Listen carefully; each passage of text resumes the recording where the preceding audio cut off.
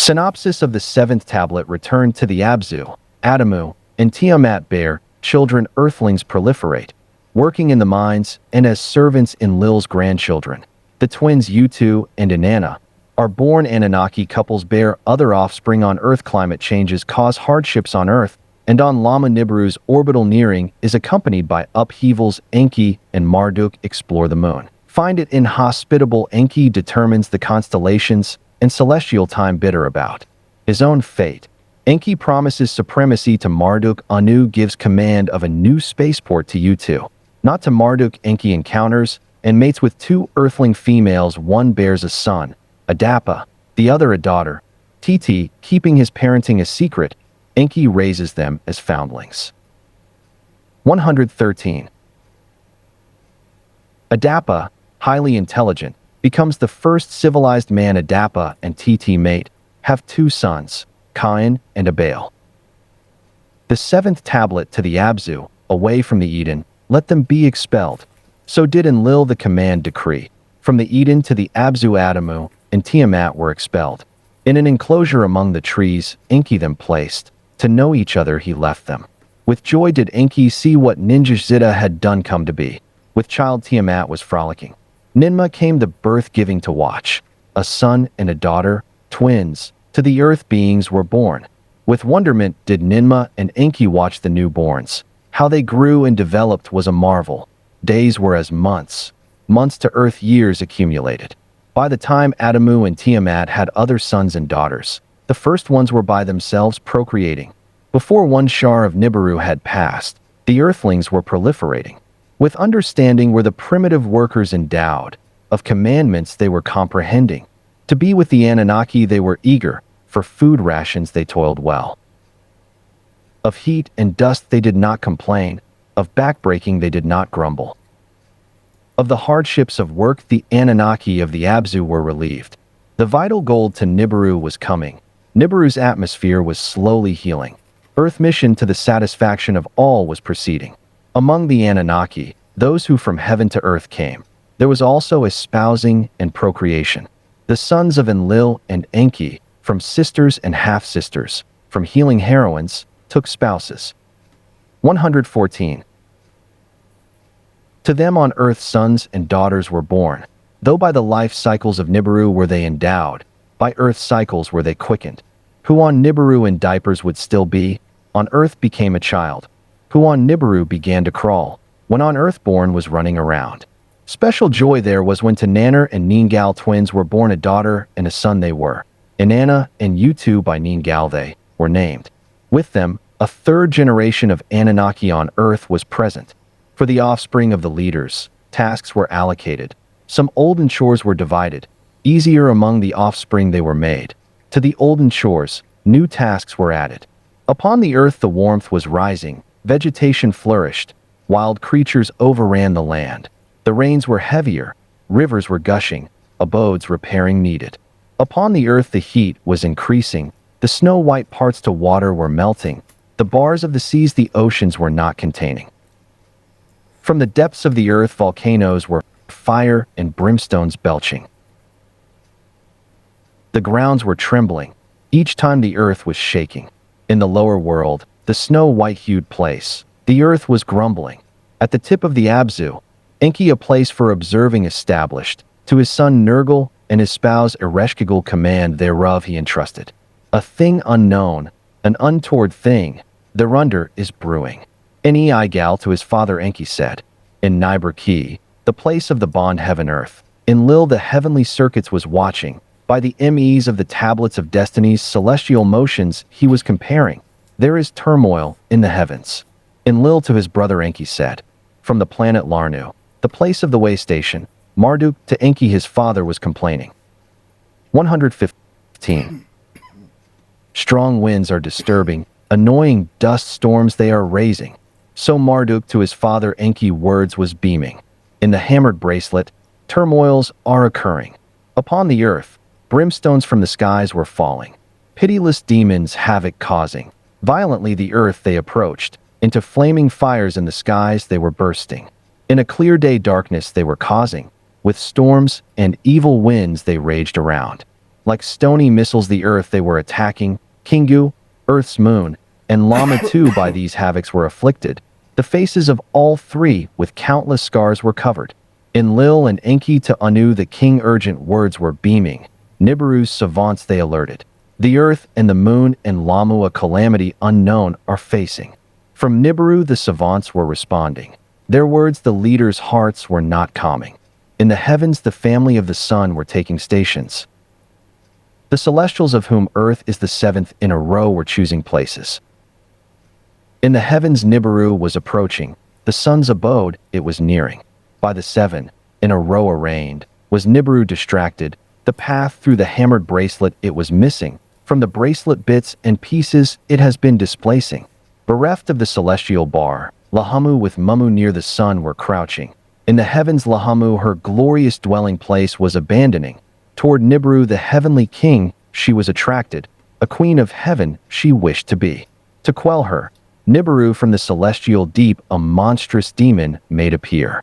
A monster once to Ti-Amat's host belonging, by the celestial battle fashioned. 116.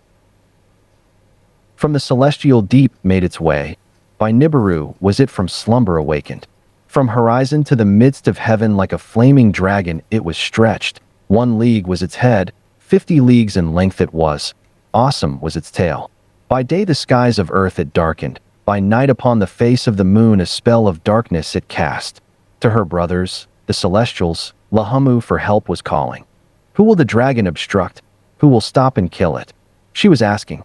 Only valiant Kingu, once Ti-Amat's protector, stepped forward to respond. To intercept the dragon in its path Kingu was making haste. Fierce was the encounter, a tempest of clouds upon Kingu was raised. By its foundations was Kingu shaken. From the impact did the moon quake and shake. Then the heavenly havoc was calmed. Nibiru to its distant abode in the deep was returning. Lahmu its dwelling place did not abandon. The stony missiles upon the earth, and Lahmu ceased their reigning. Enki and Enlil with Marduk and Ninurta gathered, a surveying of the havoc they undertook. The foundations of the earth Enki surveyed, of what its platforms had befallen he examined. The depths of the oceans he measured. In earth's far corners the mountains of gold and copper he scanned. Of the vital gold there will be no shortage. This was Enki saying. In the Eden Ninurta was the surveyor, where mountains trembled and valleys shook. In his skyship he soared and journeyed. The landing platform was intact. In the valleys of the north the earth fiery liquids was pouring. So was Ninurta to his father Enlil telling. Sulfuric mists and bitumens he was discovering. On Lahmu the atmosphere was damaged. Dust storms were with life and work interfering. 117. So Marduk to Enki was saying, to earth return I wish. To his father he disclosed. Enlil to his olden plans betook himself. What cities and their tasks he planned he reconsidered. A chariot place in the Eden must be established. To the others he was saying. The olden designs of the layout on the crystal tablet to them he showed. The conveying from the landing place to the way station on Lahmu is no longer certain. To soar toward Nibiru from Earth, we must be able. So was Enlil to them saying. For the count since the first splashdown, the count of 80 shars it was. Now this is the account of the journey to the moon by Enki and Marduk, and how Enki the 3 ways of heaven and the constellations determined. Let the place of the chariots near Bad Tibra, the metal city, be established. Therefrom, let the gold from earth to Nibiru in the chariots directly be carried. So Ninurta, of Bad Tibra the commander, to them words was saying. Enlil to the words of Ninurta, his son, gave heed. Of his son's wisdom he was proud. To Anu the king Enlil the plan quickly conveyed. To him words he was saying. Let a place of celestial chariots in the Eden be established. Near the place where the gold ores are smelted and refined let it be built. Let the pure gold in the chariots directly from earth to Nibiru be carried. Directly to earth from Nibiru let heroes and supplies be coming. Of great merit is the plan of my brother. Enki to their father Anu was saying. A great disadvantage in its core it is holding. The net pull of earth is than Lahmu's much greater. To overcome it our powers shall be exhausted. Before there is rush to deciding, let us an alternative examine. Nearby the earth a companion it has, the moon it is. Smaller is its net pull. Ascent and descent thereon little effort will require. 118. Let us it as a way station consider. Let me and Marduk thereto journey. The two plans Anu the king before counselors and savants for considering presented. Let the moon be first examined. The king they did advise. Let the moon be first examined. Anu to Enki, and Enlil the decision beamed. Enki was greatly joyed. The moon to him always was alluring. Whether somewhere waters it is hiding, what atmosphere it possesses, he did always wonder. In sleepless nights its silvery cool disk with bewitchment he observed, its waxing and waning, a game with the sun played, a wonder of wonders he deemed. What secrets from the beginning it held, he wished to uncover. In a rocket ship did Enki and Marduk to the moon journey. Thrice they the earth's companion encircled, the deep wound by the dragon caused they observed. By many hollows, the handiwork of smashing demons, was the moon's face marked. In a place of rolling hills they set the rocket ship down, in its midst they landed. From the place the earth they could observe, in the expanse of the heavens. Eagles' helmets they had to don, the atmosphere was for breathing insufficient. With ease they walked about, in this and that direction they went. The evil dragon's handiwork was dryness and desolation. Unlike Lahmu it is, for a way station it is unsuitable. To his father Marduk was saying, let us abandon this place, let us to earth return. Do not be hasty, my son. So was Enki to Marduk saying, are you not by the celestial dance of earth and moon and sun enchanted? Unobstructed from here is the viewing, the quarter of the sun is at hand. The earth like a globe in the void by nothing is hanging. With our instruments we can scan the distant heavens.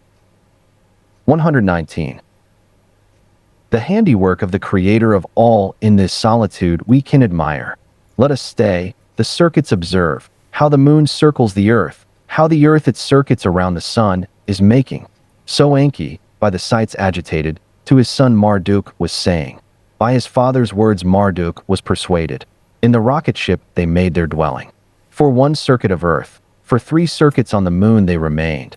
Its motions about the earth they measured, the duration of a month they calculated. For 6 circuits of earth, for 12 circuits about the sun, earth's year they measured. How the two were entwined, causing the luminaries to disappear, they recorded. Then to the sun's quarter they attention gave, the paths of Lahmu and Lahmu they studied. With the earth and the moon, Lahmu the sun's second quarter constituted, 6 were the celestials of the lower waters. So was Enki to Marduk explaining. 6 were the celestials of the upper waters, beyond the bar, the hammered bracelet, they were Anshar and Kishar, Anu and Nutamud, Gaga and Nibiru. These were the 6 others, 12 were they in all. Of 12 did the sun and its family make the count. Of the upheavals most recent, Marduk of his father was inquiring, why have 7 celestials in a row places taken? So was he his father asking. Their circuits about the sun Enki then considered, their grand band around the sun, their progenitor, Enki carefully observed, the positions of earth and moon therein on a chart Enki marked out, by the motions of Nibiru, of the sun not a descendant, the width of the great band he outlined. The way of Anu, the king, to name it Enki decided.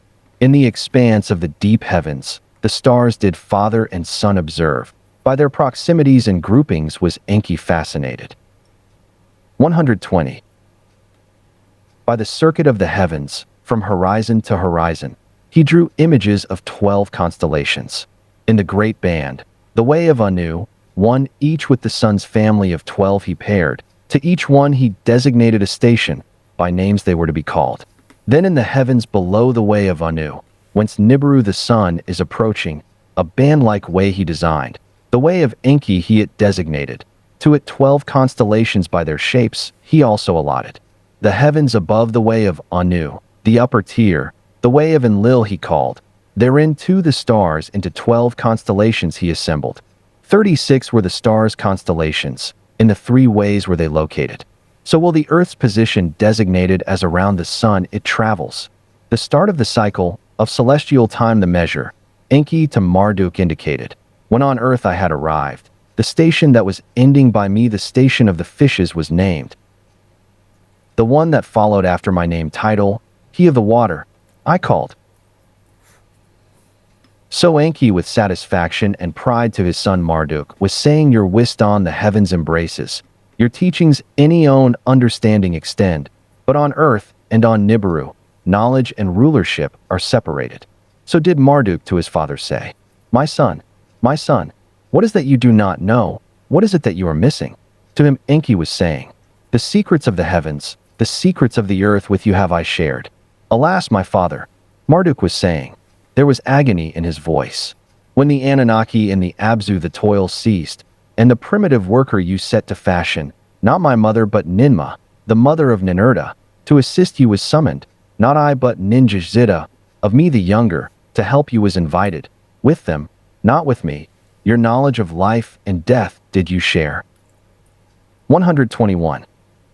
My son, Enki to Marduk responded, to you command was given of the Ijajai and Lahmu to be supreme. Alas, my father, to him Marduk was saying, of supremacy by fate we are deprived. You, my father, are Anu's firstborn. Yet Enlil, not you, is the legal heir. You, my father, were first to splash down and in due establish. Yet Eridu is in Enlil's domain. Yours is in the distant Abzu. I am your firstborn. By your legitimate spouse on Nibiru was I born. Yet the gold in the city of Ninurta is assembled, therefrom to send or to withhold. The survival of Nibiru is in his hands. In my hands it is not. Now to earth we are returning. What will my task be? Am I to fame and kingship fated, or again to humiliated be? In silence did Enki embrace his son. On the desolate moon to him a promise made. Of that of which I have been deprived your future lot shall be. Your celestial time will come. A station mine adjoining yours shall be. Now this is the account of Sapar, the place of the chariots in the Ed-In, and how the primitive workers to the Eden were returned. From many circuits of the earth, from the earth were father and son absent. On earth no plans were implemented. On Lahmu the Ljijai were in turmoil. Enlil to Anu secret words conveyed. His concerns to Anu he from Nibiru beamed. Enki and Marduk to the moon have gone. For countless circuits there they are staying. Their doings a mystery are, what they are scheming is not known. Marduk the way station on Lahmu has abandoned, the Ijajai are agog. By dust storms has the way station been affected. What damage there is to us is not known. The place of the chariots in the Eden must be established. 122. Therefrom the gold directly from earth to Nibiru to be carried. No way station on Lahmu shall henceforth be needed. The plan of Ninurta it is. Great in these matters is his understanding. Let him the place of the chariots near Bad Tibra establish. Let Ninurta be its first commander. Anu to the words of Enlil gave much consideration. To Enlil a response he gave. Enki and Marduk to earth are returning. What about the moon they have found? Let us first to their words listen. From the moon Enki and Marduk departed. To earth they did return. Of conditions thereon they gave account. A way station is unfeasible now. So they reported, let the place of the chariots be built. Anu was saying, let Marduk be its commander. Enki was saying to Anu, the task is for Ninurta set aside. Enlil with anger shouted, for the Ijajai command is no more needed. Of the tasks Marduk knowledge has. Of the gateway to heaven let Marduk be in charge. So did Enki to his father say. Anu the matter with concern contemplated. Rivalries now the sons have affected. With wisdom was Anu endowed. With wisdom were his decisions. The place of the chariots for new ways the gold to handle is designated. Let us what henceforth comes in the hands of a new generation place. Neither Enlil nor Enki, neither Ninurta nor Marduk in command shall be. Let the third generation responsibility undertake. Let you two be the commander. Let the place of the celestial chariots be built. Let Sapar, Bird City, be its name. This was the word of Anu. Unalterable was the word of the king. In the 81st Shar was the construction started, the plans of Enlil followed. 123. Nibiru was in the center, a navel of the earth by Enlil it was designated. As on circles by their place and distances the olden cities were located. Like an arrow from the lower sea, toward the mountains pointing they were arrayed. A line on the twin peaks of Arata, to the skies in the north reaching, he drew, where the pointing arrow the Arata line intersected, the place for Sapar, the earth's place of the chariots, he marked out. To it the arrow directly led. It from Nibiru was by an equal circle precisely located. Ingenious was the plan. By its precision all were made to wonder. In the 82nd Shar was the construction of Sipar completed. To the hero Utu, of Enlil the grandson, its command was given. An eagle's helmet for him was fashioned. With eagle's wings was he decorated. In the first chariot from Nibiru to Sipar directly come, Anu was traveling. To view for himself the installations he desired, to marvel at what was attained he wanted. For the occasion the Ijajai, by Marduk commanded, from Lahmu to earth came down. From the landing place, and from the Abzu Anunnaki were assembled. There was backslapping and hailing, a feast and a celebration. For Anu Manna, Enlil's granddaughter, singing and dancing presented. With affection Anu kissed her, Anunnatu, Anu's beloved, he fondly called her. Before departing, Anu the heroes and heroines assembled. A new era has begun, so was he to them saying. Supplied directly with the golden salvation, forthcoming is the end of toil. Once enough gold on Nibiru for protecting is piled in storage. The toil on earth can be diminished. Heroes and heroines to Nibiru will return. Thus did Anu the king to the assembled promise. A great hope to them he did extend. 124. A few more shars of toil, and homeward they shall be bound. With much pomp did Anu to Nibiru soar back. Gold, pure gold, with him was carried. His new task Utu with cherish performed. Ninurta of Bad Tibera command retained. Marduk to Lahmu did not return. With his father to the Abzu he did not go. Over all the lands he wished to roam. In his skyship the earth to comprehend. Of the Ijajai, some on Lahmu, some on earth. Utu was the commander made. After Anu to Nibiru returned, on earth the leaders great expectations had. With renewed vigor to labor, the Anunnaki they expected. Gold quickly to amass, thereby quicker homebound to be. That, alas, was not what came to pass. In the Abzu, relief, not continued toil, was the Anunnaki's expectation. Now, that the Earthlings are proliferating, let them provide the labor. So were the Anunnaki in the Abzu saying. In the Eden, the tasks were greater, more abodes, more provisions were required. For primitive workers, to the Abzu confined, did the Eden heroes clamor. For 40 shars was relief only to the Abzu provided. The heroes in the Eden shouted, "Our toil has increased beyond endurance. Let us have the workers too." While Enlil and Enki the matter were debating, Ninurta the decision into his hands took. With 50 heroes an expedition to the Abzu he led. With weapons were they armed. In the forests and the steppes of the Abzu, the Earthlings they chased. With nets they them captured. Male and female to the Eden they them brought. To do all manner of chores. In the orchards and in the cities, they trained them. By the doings was Enki angered. By them was Enlil enraged. My expelling of Adamu and Ti-Amat you have overturned. So Enlil to Ninurta said. 125. Let the mutiny once in the Abzu occurring not in the Eden be repeated. So to Enlil Ninurta said. With the Earthlings in the Eden, the heroes are becalmed, a few more shars, and it will no longer matter. So did Ninurta to Enlil say. Enlil was not appeased, with grumbling, let it so be. To his son he said, let the gold pile up quickly, let us all to Nibiru soon return. In the Eden, the Anunnaki the Earthlings with admiration observed. Intelligence they possessed, of commands they had understanding. They took over all manner of chores. Unclothed they were the tasks performing. Males with females among them were constantly mating. Quick were their proliferations. In one shar, sometimes 4, sometimes more, were their generations. As the Earthlings grew in numbers, workers the Anunnaki had. With food the Anunnaki were not satiated. In the cities and in the orchard, in the valleys and in the hills, the Earthlings for food were constantly foraging. In those days grains had not yet been brought forth. There was no ewe, a lamb had not yet been fashioned. About these matters, Enlil to Enki angry words was saying, by your doings confusion was created, By you let salvation be devised. Now this is the account of how civilized man was brought about, how by a secret of Enki, Adapa and Titi in the Eden were brought forth. By the proliferation of the Earthlings, Enki was pleased, Enki was worried. The lot of the Anunnaki was greatly eased, their discontent was diminished. By the proliferation the Anunnaki shunned toil, the workers as serfs were becoming. For 7 shars the Anunnaki's lot was greatly eased, diminished was their discontent. 126.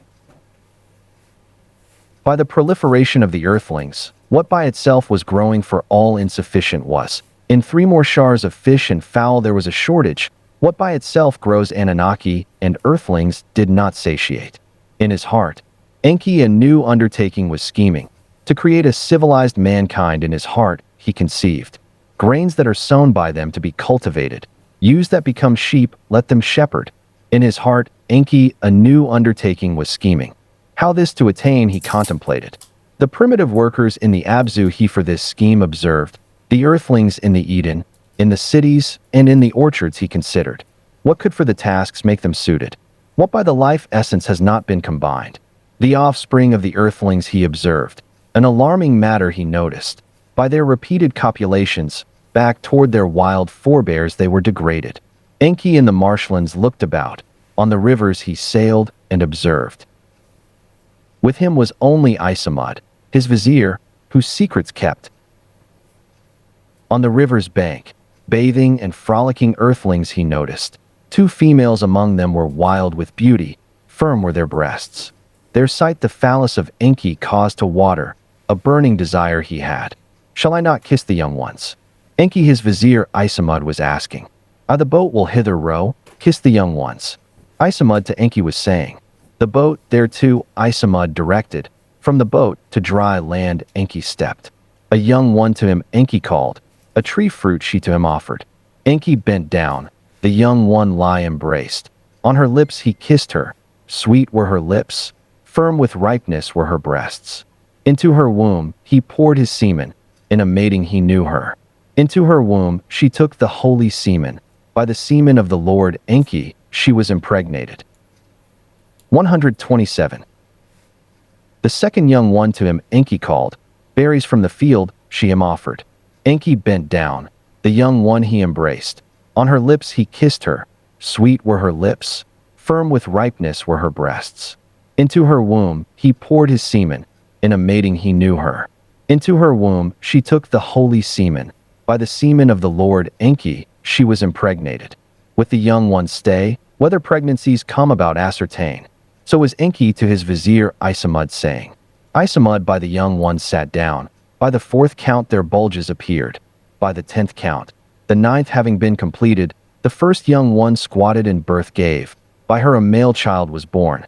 The second young one squatted and birth gave. By her a female child was born. At dawn and dusk, which a day delimit, on the same day the 2 were born, the gracious ones, dawn and dusk, thereafter in legends they were known. In the 93rd shar the 2, by Enki fathered, in the Eden were born. Word of the births Ti-Amat to Enki quickly brought. By the births Enki was ecstatic. Whoever such a thing has ever known. Between Anunnaki and Earthling, conception was attained. Civilized man I have brought into being. To his vizier Ti-Amat Enki instructions gave. A secret must my deed remain. Let the newborns by their mothers be suckled. Thereafter into my household them bring. Among the bulrushes in reed baskets have I them found. Thus to all you will say, by their mothers were the newborns suckled and nurtured. To Enki's household in Eridu thereafter Ti-Amat them brought. Among the bulrushes in reed baskets have I them found. So did Ti-Amat to all say. 128. Enki to the foundlings a liking took. As her own children she raised then. Adapa, the foundling, the boy she called. Titi, one with life, the girl she named. Unlike all other Earthling children the twosome were. Slower to grow up than Earthlings they were. Much quicker in understanding they were. With intelligence they were endowed. Of speaking with words capable they were. Beautiful and pleasant was the girl. With her hands she was greatly dexterous. Enki, the spouse of Enki, to Titi took a liking. All manner of crafts she was her teaching. To Adapa Enki himself teachings gave. How to keep records he was him instructing. The achievements with pride Enki to Ti-Amat was showing. A civilized man have I brought forth. Till Simid he was saying. A new kind of earthling from my seed has been created, in my image and after my likeness. From seed they food will grow, from you sheep they will shepherd, Anunnaki and Earthlings henceforth shall be satiated. To his brother Enlil Enki word sent, from Nibiru to Eridu Enlil came. In the wilderness a new kind of earthling has come forth. To Enlil was Enki saying, quick of learning they are, knowledge and craftwork to them can be taught. Let us from Nibiru seeds that are sown bring down, let us from Nibiru use that sheep become to earth deliver, let us the new breed of earthlings farming and shepherding teach, let Anunnaki and Earthlings together satiated be. So was Enki to Enlil saying, akin to us Anunnaki in many ways, indeed they are. Enlil to his brother said, a wonder of wonders it is, in the wilderness by themselves to have come about. Ti-Amat was summoned. Among the bulrushes in reed baskets I them found. He said, Enlil the matter with graveness pondered, with amazement his head he shook. 129. Indeed, a wonder of wonders it is, a new breed of earthling on earth has emerged. A civilized man has the earth itself brought forth. Farming and shepherding, crafts and tool-making, he can be taught. So was Enlil to Enki saying, let us of the new breed to Anu word send. Of the new breed word to Anu on Nibiru was beamed. Let seeds that can be sown, let ewes that sheep become, to earth be sent. So did Enki and Enlil to Anu the suggestion make. By civilized man let Anunnaki and Earthlings become satiated. Anu the words heard, by the words he was amazed. That by life essences one kind to another leads is not unheard of. To them words back he sent. That on earth a civilized man from the Adamu so quickly appeared. That is unheard of. For sowing and husbanding, great numbers are needed. Perchance the beings to proliferate are unable. While the savants on Nibiru the matter contemplated, in Eridu occurrences of import took place. Adapa in a mating Titi knew. Into her womb he poured his semen. There was conception, there was birth-giving. To twins, 2 brothers, Titi gave birth. Word of the birth to Anu on Nibiru was beamed. The twosome for conception are compatible, proliferation by them can occur. Let seeds that are sown, ewes that sheep become, to earth be delivered. Let on earth farming and shepherding begin, let us all be satiated. So did Enki and Enlil to Anu on Nibiru say, let Titi in Eridu remain, the newborns to suckle and nurture, let Adapa the Earthling to Nibiru be brought. So did Anu his decision declare.